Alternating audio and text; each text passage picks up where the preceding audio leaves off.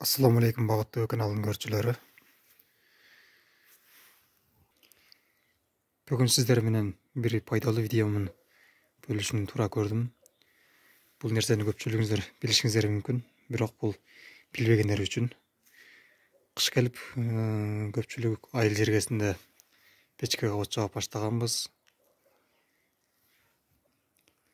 От жағуда тұтан толы біраз көйгөй жаратылышы мүмкін. Ошол көйгөйдү жеңилдетүү максатында ушул видеону тартып жатам. Ал үчүн бизге жөнөкөй эле кир самын жана бензин керек болот. Бензинди бул жолу менен 200 грамм, 300 граммдай кылдым. Кир самынды болсо майдалап, ушул бензинге аралаштырабыз. Самынды майдалап алдык.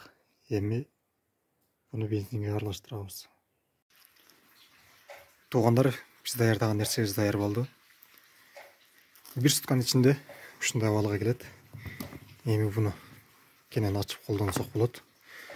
Ушундай кылып даярдап алсаңыздар, бир сезонго кенен жетет бул.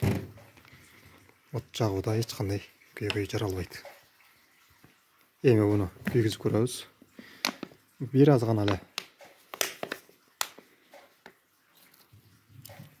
ушундай өлчөмдө кылсак көбүрөөк болгон болсо, суу отундарды да күйгүзөт бул. Күйгүзүп көрөбүз. Бисмилла. Бир канча убакытка чейин күйүп тура берет бул. Отун суу болсо дагы кенен күйгүзө алат бул. Ушуну менен бүгүн чыгарылышты жыйынтыктайбыз. Эгер видео жаккан болсо, ыкыласпаса кетиңиздер.